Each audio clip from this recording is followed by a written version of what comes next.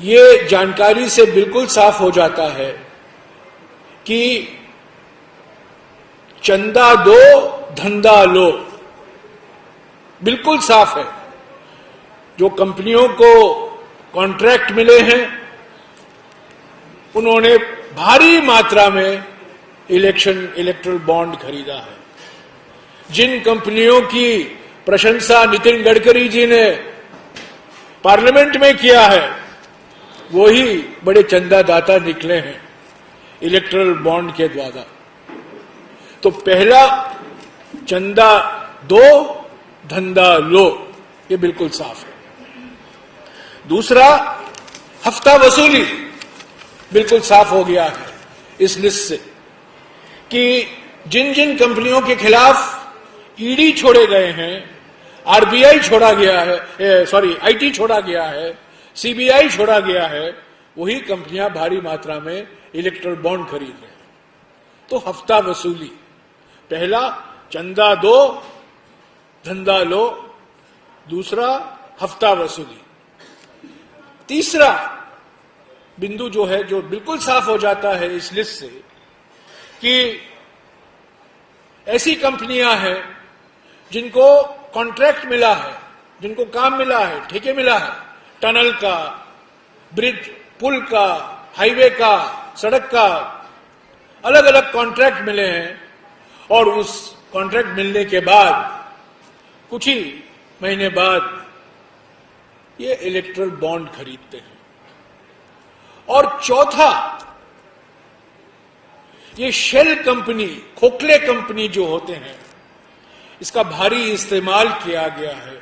इन खोखले कंपनी के असली मालिक कौन है हमें पता नहीं है, हम अनुमान लगा सकते हैं, पर इस खोखले कंपनी के द्वारा इलेक्ट्रल बॉन्ड खरीदे गए हैं और इसका भारी लाभ बीजेपी को भी मिला। तो पहला, चंदा दो धंधा लो, दूसरा हफ्ता वसूली, तीसरा जो कॉन्ट्रैक्ट लो और पैसा दो, यानी कि किकबैक, सीधा घूस, मुझे कॉन्ट्रैक्ट दो, मैं आपको बॉन्ड खरीदूंगा, आपको पैसा मिलेगा। और चौथा, ये जो खोखले कंपनी से चंदा आ रहा है ये भी साबित हो जाता है। तो सवाल उठता है कि कल की जानकारी के आधार पर आप ये नहीं कह सकते इस बॉन्ड से बीजेपी को पैसा मिला है, इस बॉन्ड से कांग्रेस को पैसा मिला है, इस बॉन्ड से एनसीपी या शिवसेना को पैसा मिला है। आज जो सुप्रीम कोर्ट ने आदेश दिए, उन्होंने कहा है कि बॉन्ड का जो नंबर होता है उसको भी आप प्रकाशित करने की जरूरत है।